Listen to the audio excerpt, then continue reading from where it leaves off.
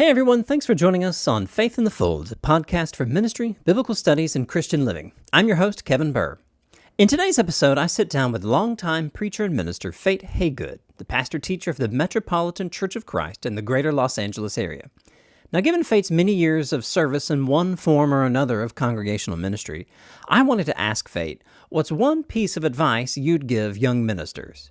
In the course of our discussion, it became clear to me that humility was at the heart of what Fate wanted to see young ministers of all kinds develop. I was challenged and encouraged by our conversation, and whether you're in ministry or not, I hope you'll be challenged and encouraged as well. If you enjoy the kinds of conversations we're having here on the podcast, would you be willing to like and to subscribe to us and share us with someone you think who might benefit from us as well? And always, thank you so much for tuning in today. Fate, thank you so much for joining us on the podcast this morning. I really appreciate being able to sit down with you and talk to you about what we're going to get to here in just a minute. But before we get started, I wanted to ask you, would you be willing to give us just kind of a brief introduction and maybe the 10 peso version of your time in ministry and kind of where you are now and that sort of thing? Sure. Well, my name is Fate Haygood the third. My grandfather, my father, now me. My son is the fourth, and my grandson is the fifth. Wow. So that's pretty exciting. I've been married it's 34 years. Okay. Yeah, 34 years, going on 35. And I'm very excited. My wife is a blessing from God.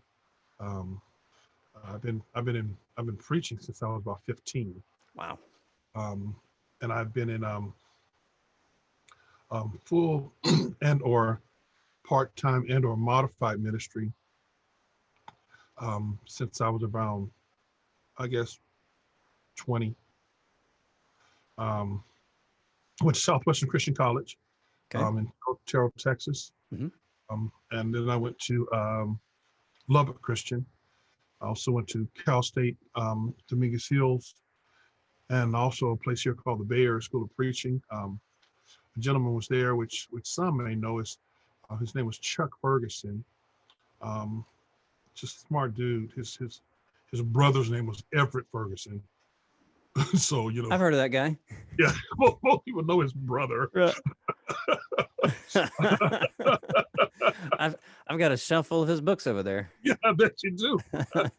So right now I'm ministering at the Metropolitan Church of Christ, the church we planted back in 2000. I'm very honored to be there at this church. God has sustained us immensely through the pandemic. We have not met actually since March 13th. Oh, man. So we are rapidly approaching 1 year. Mm-hmm. We have done some outside things. We've allowed a couple of things to go on in the building, but we are leaning toward safety of our members. We in no way want to do anything that would harm our members. So yeah, we have not met physically, but we have never stopped ministry. Mm-hmm. Still, and it's just a blessing. We still support the missionaries we support. We still do the community works. We still do our small group ministries. Still do youth ministry. I mean, the ministry never stopped. We still preach every Sunday. It's funny because it would seem like the workload would have lessened, but it did not.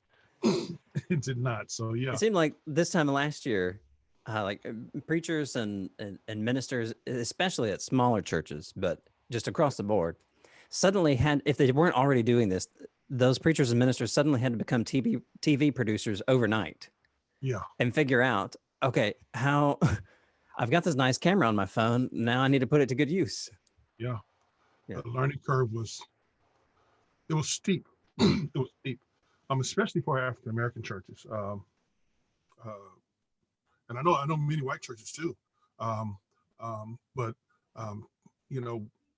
traditionally, African American churches are very meeting centered, Right. and Yeah. you know, that was a lot. But then, even the idea of broadcasting at all, now Metro was kind of ready, because at the beginning we'd always uh, filmed our services, Mhm. but we didn't film them to broadcast. We filmed them to give out DVDs. Well, when we started, we were doing VCRs, VCR to let you know.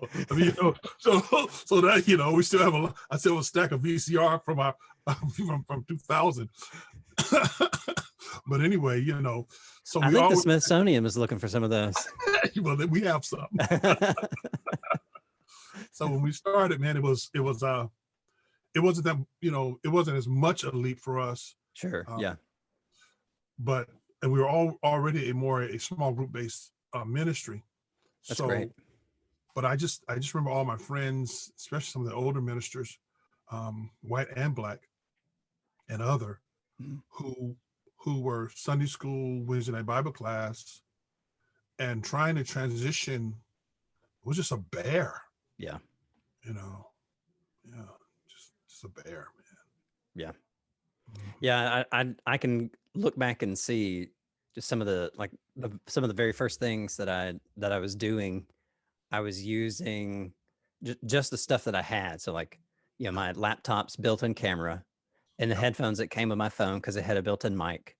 And then gradually, for Father's Day, I got a little bit nicer quality um, microphone and started using my phone because the camera was better. And then like just gradually my setup has changed to where now, when I'm ready to Zoom with my Bible study on Sunday evenings, I've got this fancy mic and these fluffy headphones and all that stuff. But like all that stuff came eventually from just trial and error, like you said. Like there was a huge learning curve and quite a leap to get to the point where you could actually feel good about your AV quality.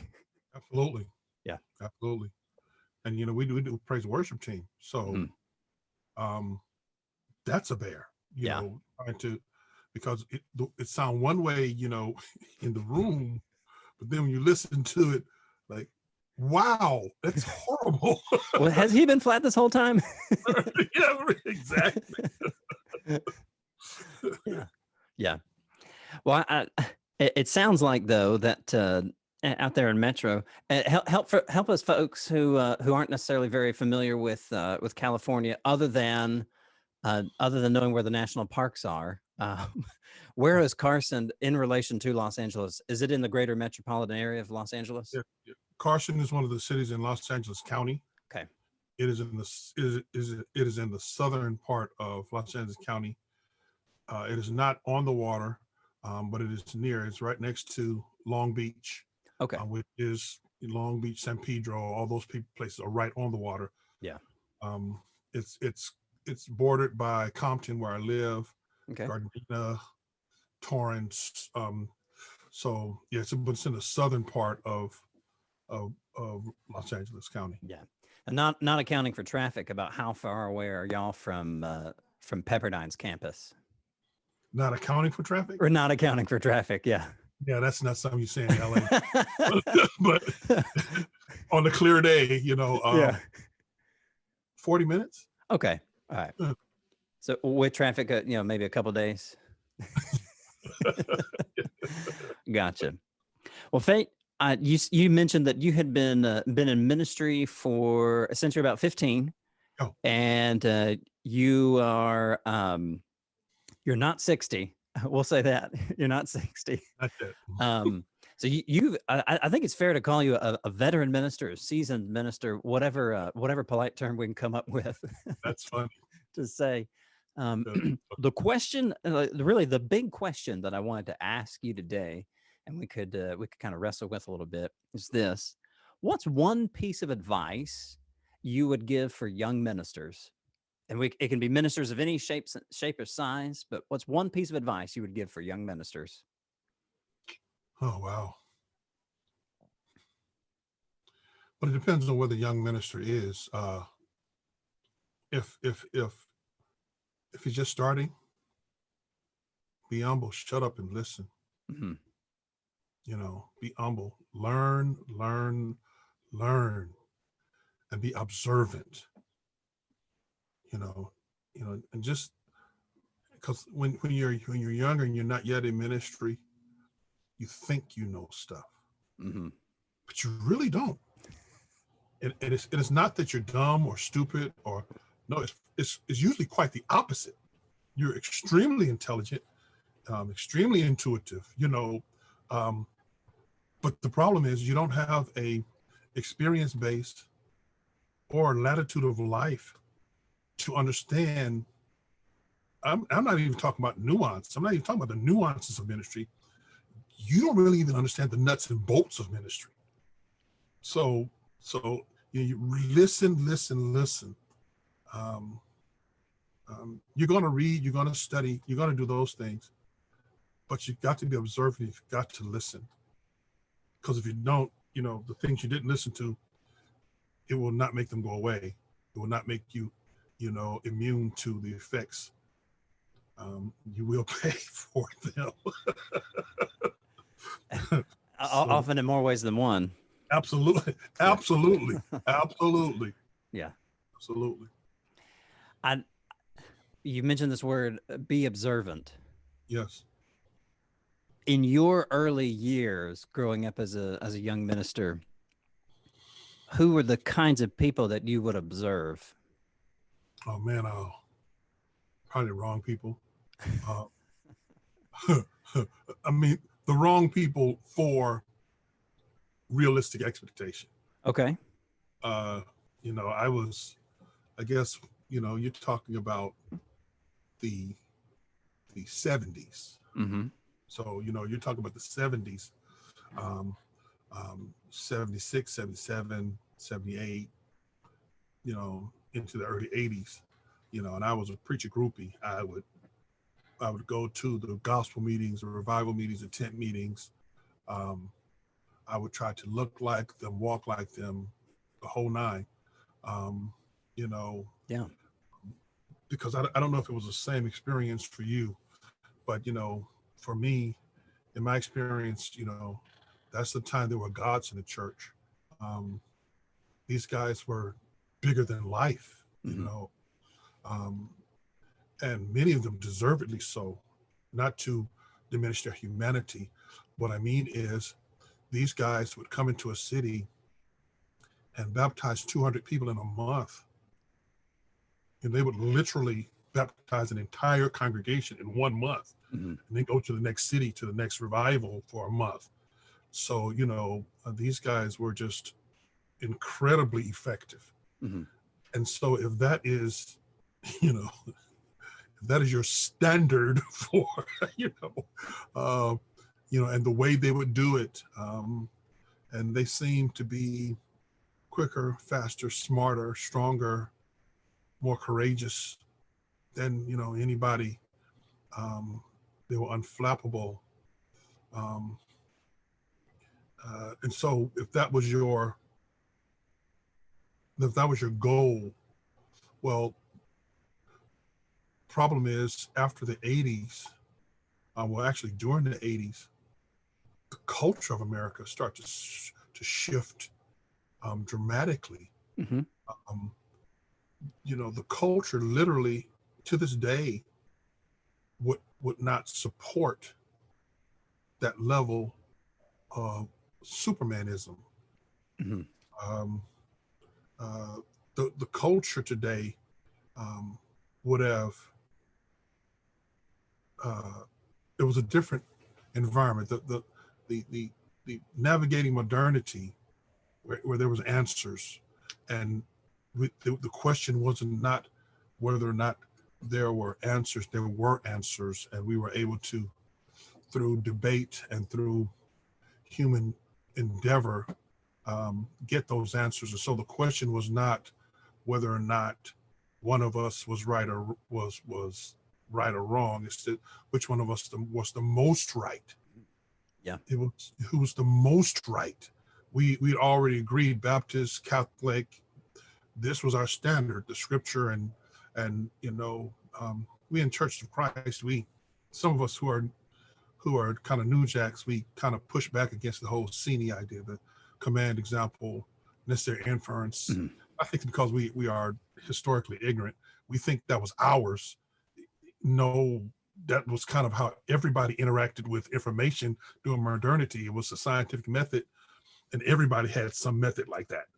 So mastering that was necessary to navigate. So these guys were just inhumanly amazing at doing that stuff. Right. So those are the guys I'm observing. So you're thinking, well, that's what I'm going to do. Mhm. I'm going to be in that area, and I'm going to go into areas and baptize 200 people a month, and I'm going to, be able to do like even guys like Ira North. If you're talking about, build these amazingly huge followings, and I'm going to be like Billy Washington, Jack Evans, or at that time, I don't know if he was at Harding. What was his name? He was a white guy that black folks used to love to listen to, Jimmy Allen.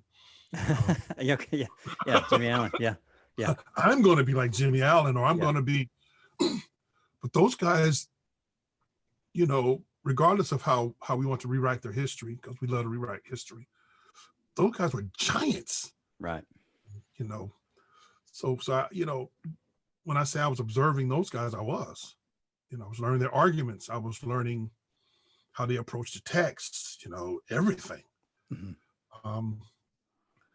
So when I say it was the wrong people, I don't think it was the wrong, meaning I was chasing after the wrong, demons. I was chasing gods. And problem is, once the worshipers are gone, the gods are gone. Suddenly when the culture changes, you no longer have an audience, for these guys. Mhm. Yeah. Not only in the church, I mean, anywhere, no one cares. Because we move from that era into the era of kind of more pre-post modernity kind of situation, and also the era religiously where you had the elevation of guys like there was no longer the Billy Graham crowd. We were good with the Billy Graham crowd. Mhm. I got the Joel Osteen crowd. Yeah. They don't care about book, chapter, and verse. They didn't care about. They just want to, give me a word, help me live my best life. Yeah. All that other. Yeah, it seemed like there might be more overlap with the kinds of folks who really liked Billy Graham and Jimmy Allen, Right. rather than the kind of folks who liked Jimmy Allen and Joel Osteen. Yeah. Yes. It feels like those might be different crowds, at least to some degree. Yeah. Significantly. Yeah. I want to ask how. I mean, you were watching these guys, and you thrown out this figure that these guys were baptizing 200 people a month, and they would. It seemed like month after month they were rolling in, having these gospel meetings, doing this kind of stuff. How you started watching them?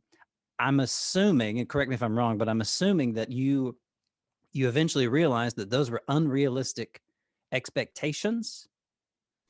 Is that kind of how did you manage having such high expectations for yourself and either succeeding or realizing that those maybe weren't the expectations you needed to place on yourself? Well, yeah. What I learned was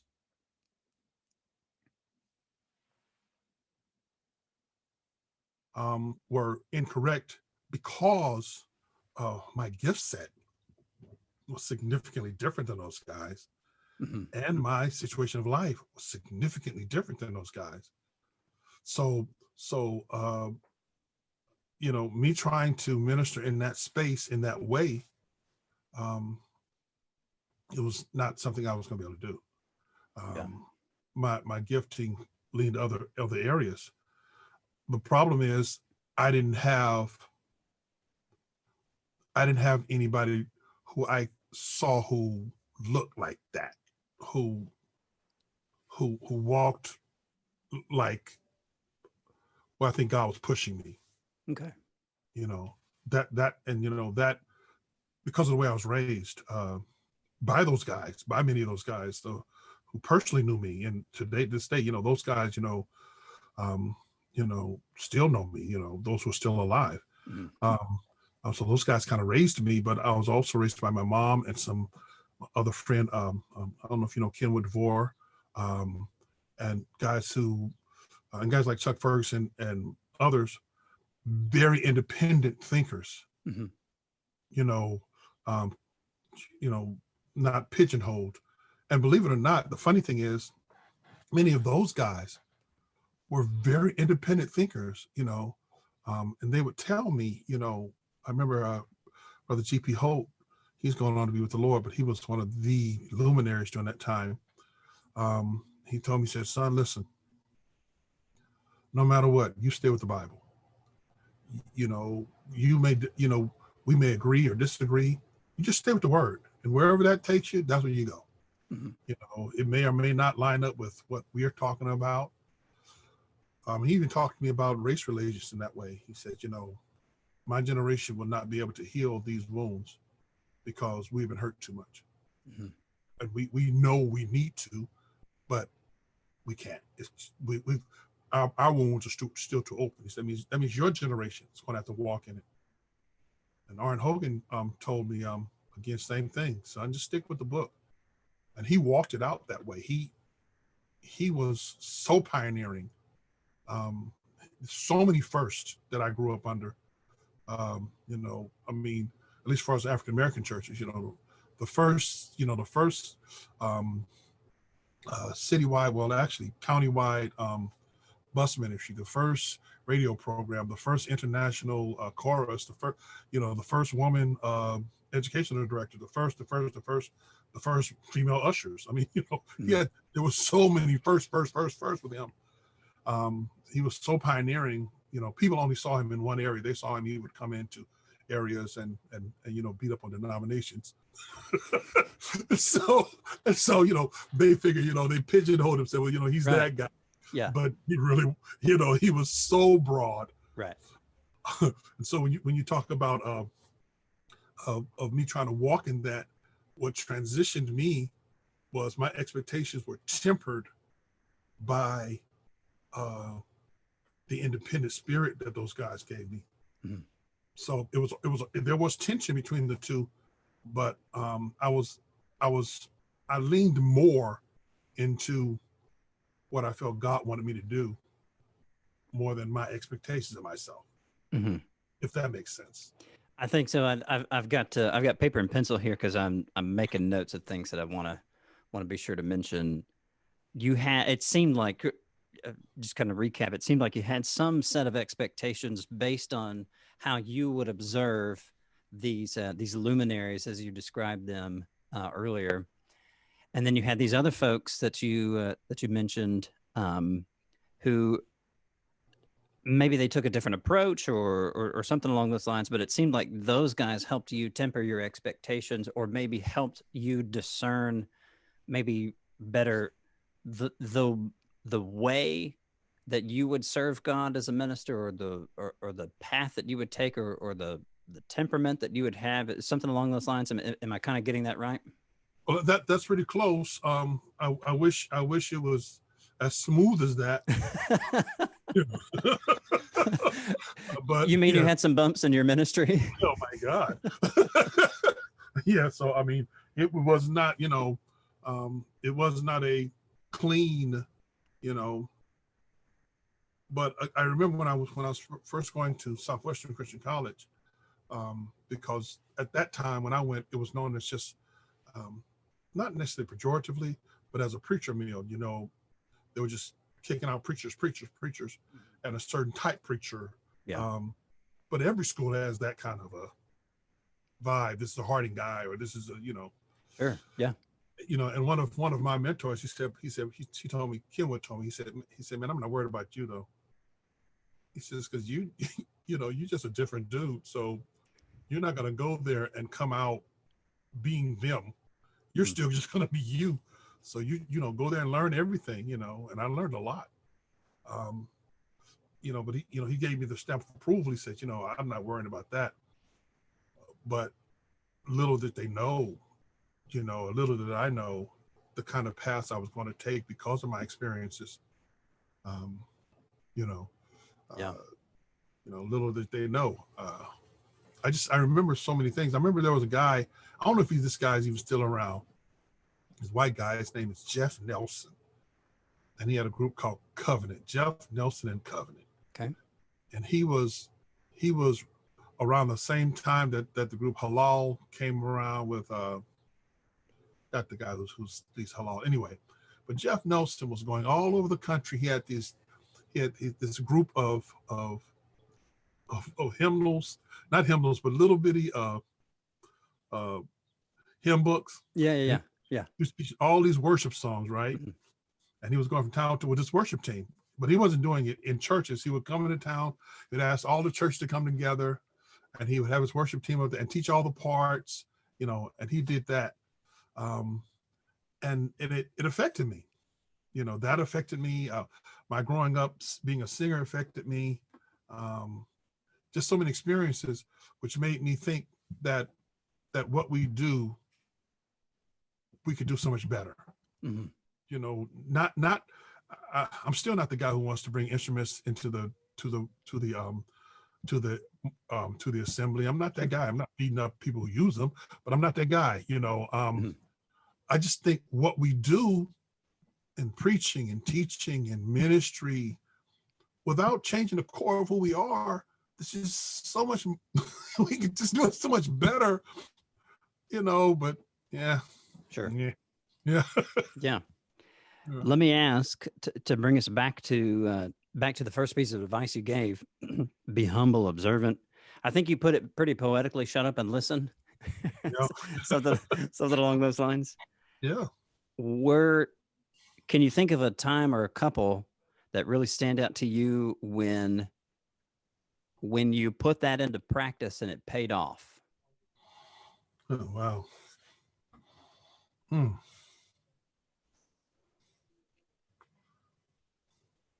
While you're, I threw a hard one at you while you're doing that. That is a hard one. That is a hard one.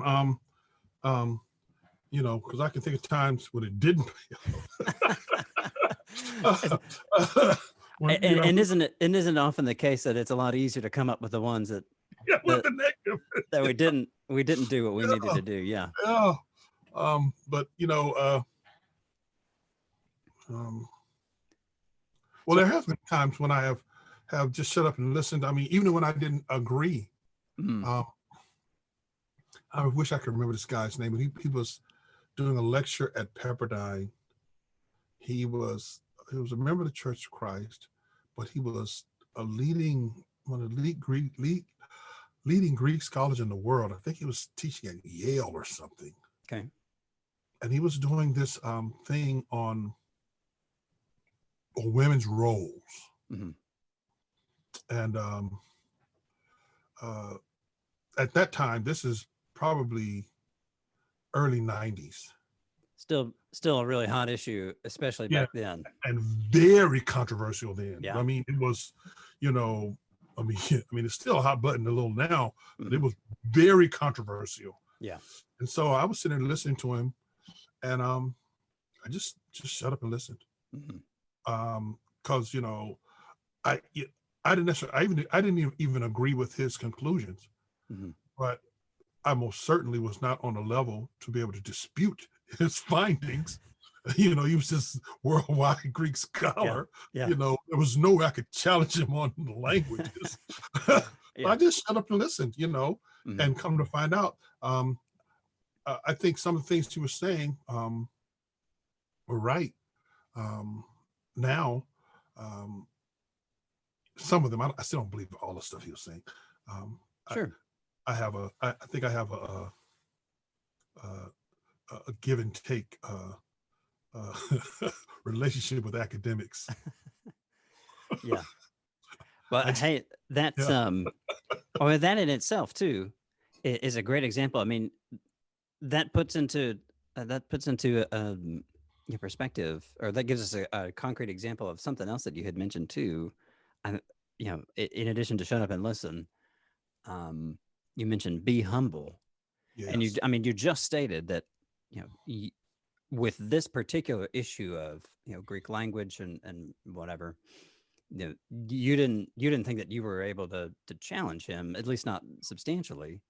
No. And I have found it, and it was not my expectation for us to spend the rest of our time going into this particular issue that I'm about to bring up, because I think that this topic merits a much longer conversation that I that I'm only that I'm barely equipped to even listen to.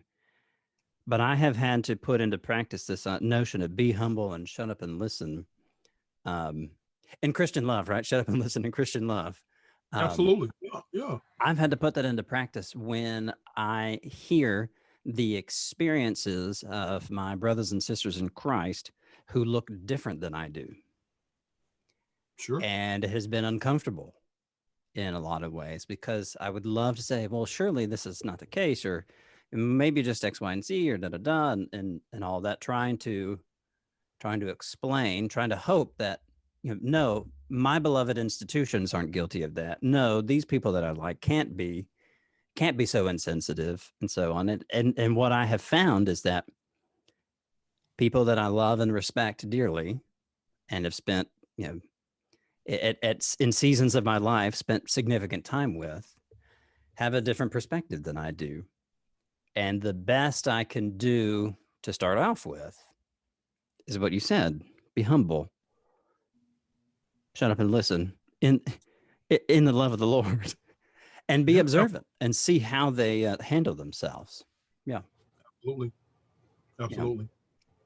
That was something that you mentioned for, you said, especially, be humble, especially for younger ministers, because, sure, they're bright-eyed and bushy-tailed, and they do probably know a lot, but it's honestly so much of ministry, as you can attest to far more than I can.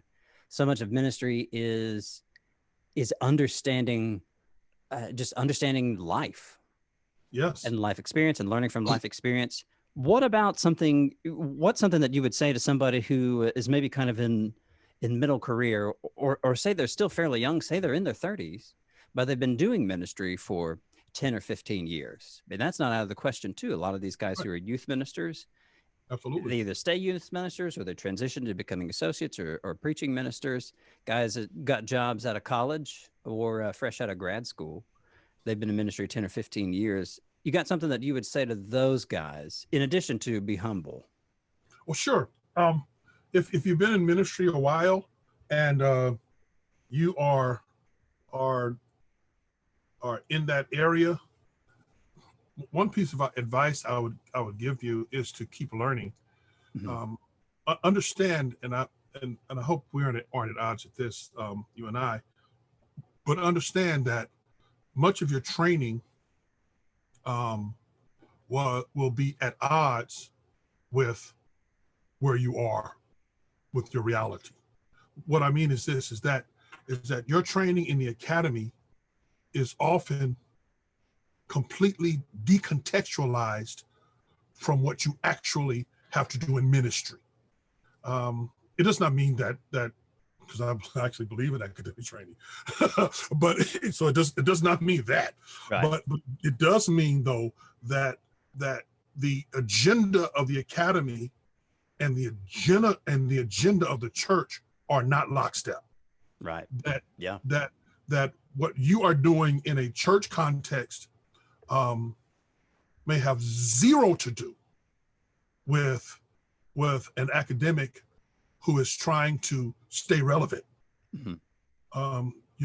You're ministering in Bug Tussle, Mississippi, or something. You've been there too? Yeah, and and you're trying to deal with um, people who don't care about Greek, Hebrew, Aramaic, exegesis, eisegesis, nothing.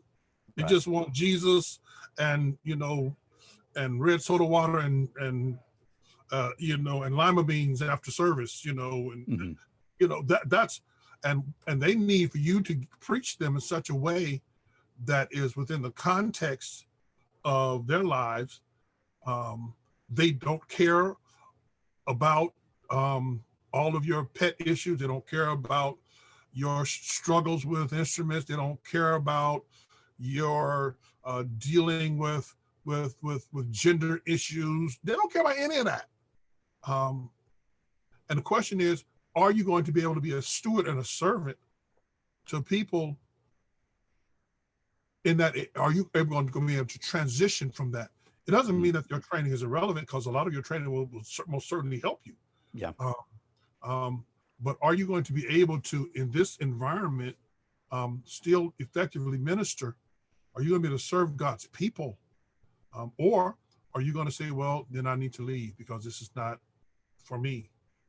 And I would caution that. Think about who your master is. Calling isn't about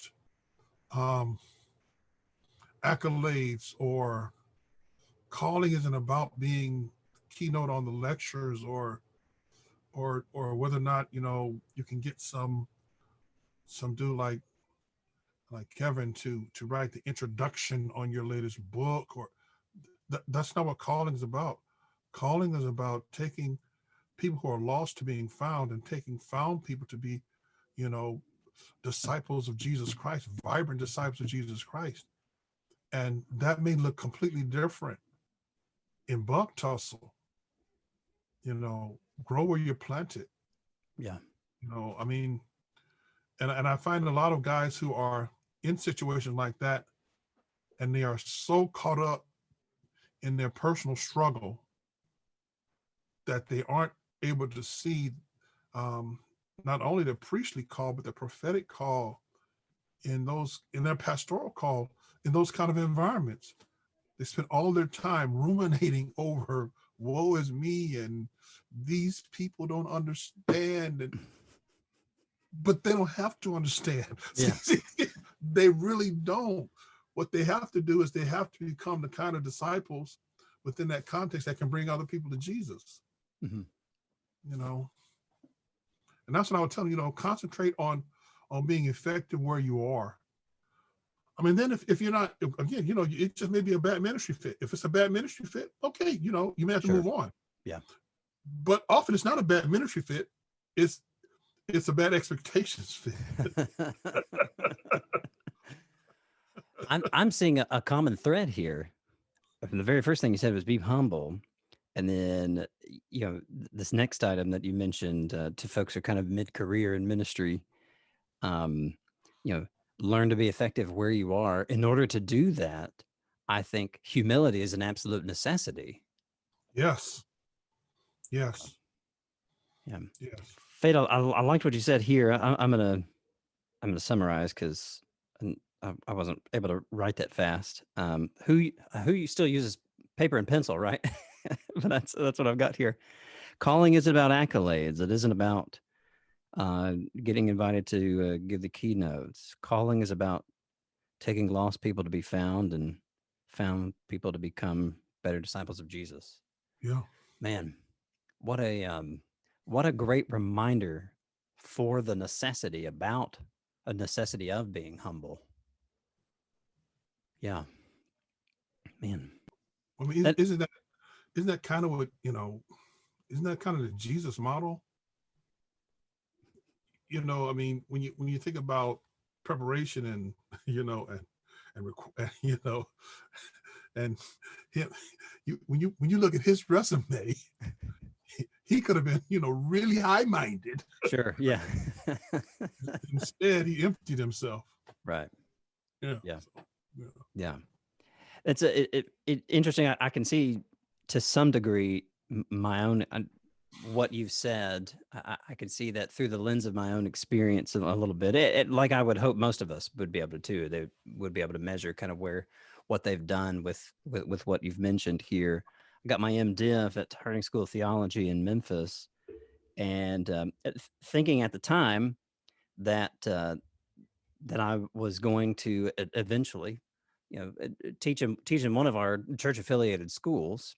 Awesome.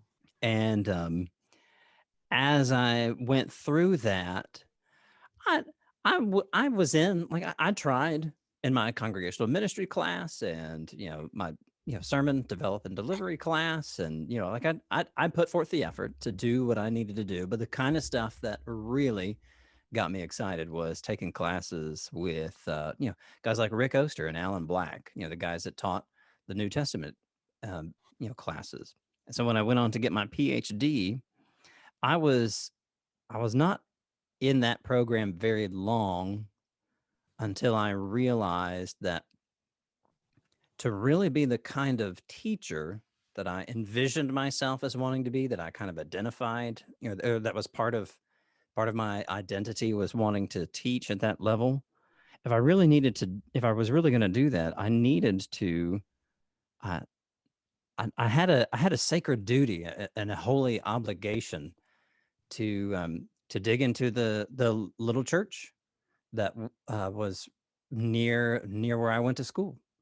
And like I grew up in a church in Nashville, Tennessee, that had 700 members. This church was, in a town of about 36,000 people. This little church that we worked at, town of about 36,000 people, and on a good Sunday we had 90.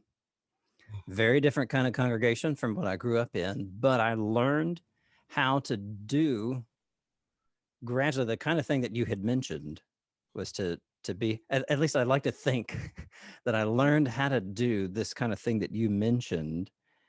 And what I realized was that actually, okay, so like it had been a few years since I'd taken congregational ministry or sermon development and delivery at HST in Memphis. But what I realized was that the people skills that I learned during that time period of my life were extraordinarily effective. Yeah. And so in some ways, maybe I didn't approach the academy with the same, or maybe with the right perspective. Maybe selfishly, I was kind of hoping that I could just kind of bypass ministry. Interesting that here I am, full-time ministry, and absolutely love what I'm doing. Absolutely love it. But it was, a lot of it was because through a lot of hard work. And what I mean is, and not to pat myself on the back, what I mean is that God was working hard on me to smooth those rough edges. And I want to mention that by way of, just give an example of what you said, and also encouraging other folks who might be listening that it does happen, and you do get better, but it is a tough process of learning to be effective. Yeah. Where you are. Yeah. I wish they Go ahead. required academics to do that. Mm-hmm. To kind of say, okay, you need to do 2 years in ministry at a little bitty church. Yeah. Yeah. It'll give you a little flavor. Like, well, then so in 2 years when you're back in the academy and you're teaching all these young minds, you're able to tell them, okay, this is what it says. This is what it's about. This is how it's going to look, though. Yeah. I realized, kind of looking back on my time, some of the folks, really maybe the majority of the folks that I admired and the most in my doctoral program were men and women who were in some form of ministry. Especially a handful of the guys from my cohort. One is working with his denomination in Japan. Other guys are working with their denomination in in different states. And I really noticed it. It's almost seemed as if there was something different about those guys, because they had the humbled optimism. I don't know if that's exactly how I mean it, but the humbled optimism that they've seen some stuff, they've been through some stuff, but they know God has big plans. Yeah. Fate, as we come to a close, let me ask: is there anything else that you're just absolutely burning to say that you thought of, or want to kind of tie a bow on it as we wrap up this morning? A couple of things you said. Just at the end. Yeah, I know I have my virtual background on now, but if I'm in my I was going to say that it really felt like time stood still because that clock hasn't moved one bit back there. But if I showed you my junky office, I'm surrounded by probably 2,000 books in my office. And sometimes I studied as a means to study, as opposed to studying as a means to doing greater ministry. And I think sometimes that's what can happen to us. We study as a means to study. So the end of studying is more studying, as opposed to studying as a means to do some greater work for the Lord. That academic intellectual endeavor becomes the goal of academic and intellectual endeavor. Yeah. And I would say it's one of the mistakes I have made in ministry. I wasted a lot of time studying stuff just to be studying it. And I hate saying that because I'm a books guy. So it seems like I'm saying overly edit what you study. That's absolutely not what I'm saying. What I am saying is that, everything needs to be under the lordship of Christ, and we ought to be good stewards of that. And therefore, our goals and agendas need to line up with him. And his agenda was never about us being overly learned. Right. If you're overly learned, it ought to be for the purpose of making the kingdom greater. Not who was it? You could probably tell it. Kimball would kill me, but there was I don't know if it was the Stoics or I can't remember historically, but their goal for study was just study. Their goal was just greater knowledge. The highest form of life was just knowing more. And I think we miss Jesus when we do that. And so, I would say to anybody, let's not, and I hate saying it because it sounds like something I'm not saying, because I'm absolutely not saying don't study more. Oh, right. Yeah. Maybe you can fix that, but that's kind of, from what you said, because you're an academic. So, but you talked about the people that you really were able to admire with the guy in, it was China? Japan. Yeah. I won't tell him you called it China. Please don't. But the guy in Japan, but that's because, this guy obviously learned it. He's in a cohort with you. He's obviously a learned guy. Yeah. But what gave him flavor and impetus and power is that was going toward doing this. Yeah. Yeah. Not just that I was in a cohort. Yeah. It definitely hit me at some point in my doctoral program that it taking what I was learning and putting it into practice, actually doing, well, the easiest way to put into practice what I was learning was to teach a Bible class. And I was very grateful that the main preaching minister at that church was also a friend who had graduated with his MDiv the year that I started mine. And he was working on his PhD in Old Testament from the same place, from Asbury Seminary, where I started my PhD in New Testament. And so he was more than happy to have somebody else that he knew and knew the quality of education that they were getting to come in and start teaching. The funny thing was, the very first class I started teaching was a class in the Gospel of Matthew. I was taking a class on the Gospel of Matthew, a seminar on Matthew. And one night we made it through 4 verses. And the sweet sister came up to me afterwards, And I had joked that I was taking the scenic route because we'd talk about this thing, and then that would lead me to all these other things. It's like I was taking this class with you know you know with Craig Keener, a very well respected New Testament scholar. So I had all the stuff that I wanted to share with him. And then, afterwards, she came up, teased me about, taking the scenic route in class. And then after 4 more years of teaching and preaching and working with that church, she and another sister came up to me afterwards and said, "Kevin, we just love seeing how much you've grown." And that meant the world to me. As much as it would mean for me to hear, to have the accolades or to do the keynoting or to write the introduction of somebody's book, like you were saying earlier, that meant so much to me because ministry was very real for Yeah. them. It was Yeah. very real for them. Yeah. And that was actually the purpose of my study. It wasn't just to study more. Yeah. It wasn't to get into that grind and that system that, that is it basically kind of, I don't know, what's the term? It's sort of self-sustaining, where once you get into that race, it's publish or perish or that sort of thing. That Yes. wasn't what I was wanting to do.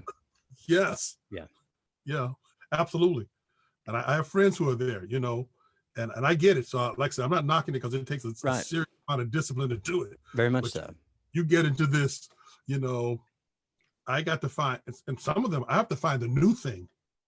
Right. Yeah. In order to be relevant, Mm-hmm. Not something someone else has said already. I have to find a new thing, that's yeah. And that really gets taxing. It really does. But I think you're absolutely right.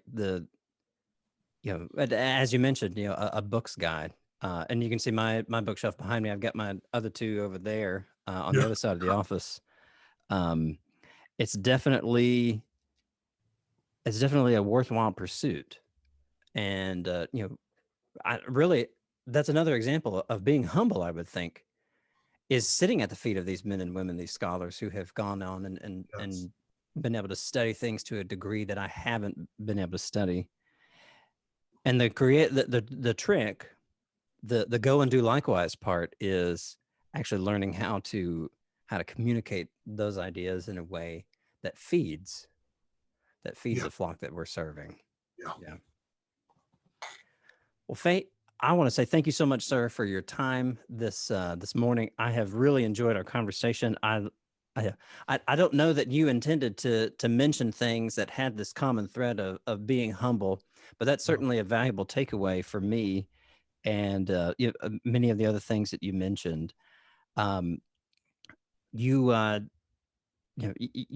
blessed me, and I hope that our listeners will be able to get be able to benefit as well from this conversation. Any last words as we wrap up here? Man, thank you. Appreciate you. Sir, you know what you do for the kingdom, man. Thank you, sir. Fate, take care, brother. It was good to talk with you today, and we will don't be a stranger on the podcast. Hopefully we'll be able to have you on for another time for another conversation. Okay, that'd be awesome. All right, take care. All right, bye-bye.